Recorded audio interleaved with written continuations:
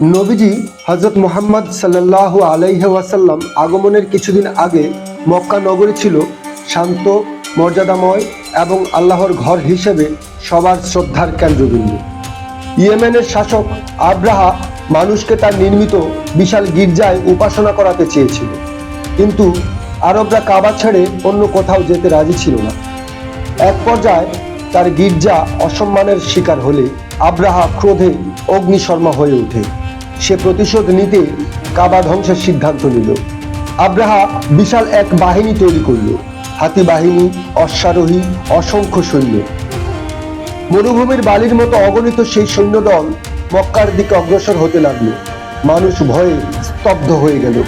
কে থামাবে এই অপ্রতিরোধ্য বাহিনীকে? বাহিনীর খবর মক্কায় পৌঁছাতেই চারদিকে আতঙ্ক ছড়িয়ে গেল। মানুষ বুঝতে পারছিল না এত বড় বাহিনীর সামনে তাদের কি শক্তি আছে।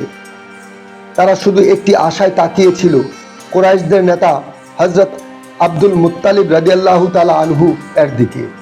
তিনি দৃঢ় কণ্ঠে সবাইকে বললেন, আল্লাহর ঘর আল্লাহই রক্ষা করবেন। সংকট মুহূর্তে তার নেতৃত্ব মক্কার মানুষকে সাহস দিল।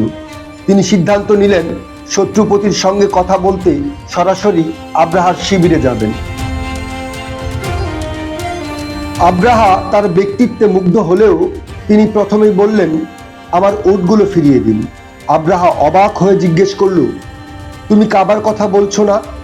হযরত আব্দুল মুত্তালিব রাদিয়াল্লাহু তাআলা আনহু বললেন, আমি ওটের মালিক, কাবার মালিক আল্লাহ, তিনি নিজেই তার ঘর রক্ষা করবেন।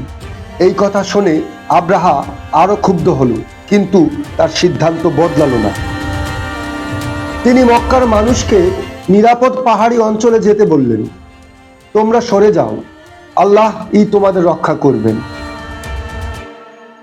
কাবার দরজার কড়ায় দাঁড়িয়ে হযরত আব্দুল মুত্তালিব রাদিয়াল্লাহু তাআলা আনহু চোখ ভিজিয়ে দোয়া করলেন, হে আল্লাহ, এই ঘর তোমার, যারা এর ক্ষতি করতে এসেছে তুমিই তাদের প্রতিহত করো।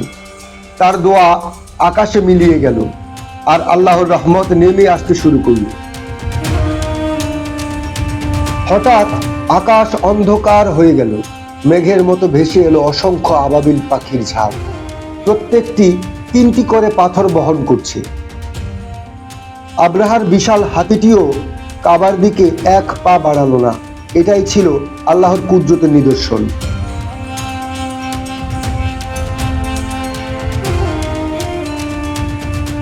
আবাবিল পাখি শত্রু বাহিনীর উপর পাথর বর্ষণ করল। মুহূর্তেই বিশাল হাতি বাহিনী ছায়ার মতো মাটিতে মিলিয়ে গেল। আল্লাহ নিজের ঘরকে অলৌকিকভাবে রক্ষা করলেন। যুদ্ধ থেমে গেল, মক্কা ফিরে পেল শান্তি, নিরাপত্তা ও আল্লাহর রহমত। সেই বছরই পৃথিবী আলোকিত করে জন্ম নিলেন মহানবী হযরত মুহাম্মদ সাল্লাল্লাহু আলাইহি ওয়াসাল্লাম। ইতিহাস আজও সাক্ষী আল্লাহর ঘরকে রক্ষার সেই মহামহিম ঘটনার। সবসময় আমাদের সাথে থাকতে এবং নতুন ইসলামিক আপডেট পেতে আমাদের উম্মতে রাসূল চ্যানেলটি সাবস্ক্রাইব করুন এবং বেল আইকন বাটনটি চাপ দিন।